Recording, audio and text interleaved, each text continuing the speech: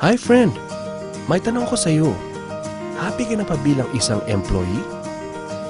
Okay lang ba sa'yo na magtrabaho ng 8 to 10 hours a day? Sapat na ba ang sahod mo para sa lahat ng gastusin mo sa bahay? Gusto mo ba na parating trabaho, sweldo, bayad utang na lang ang ikot ng buhay mo? May naiipon ka pa ba sa pagtanda mo? Friend, may tanong ulit ako sa'yo. Gusto mo bang mag-business? Gusto mo bang magkaroon ng extra income? Gusto mo ba na kahit natutulog o nagbabakasyon ka ay may pumapasok na income para sa iyo?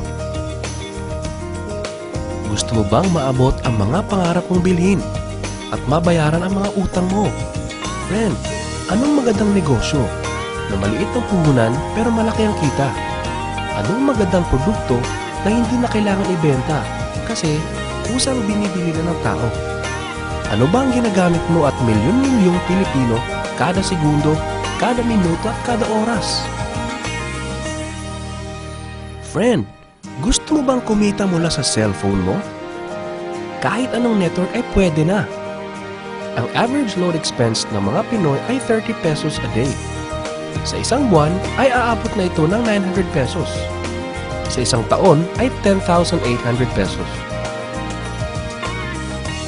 Gusto mo bang malaman paano gawing income-generating device ang cellphone mo? Gamitin mo lang ang existing cellphone at existing SIM at makakapag-load ka na sa sarili at sa pamilya mo.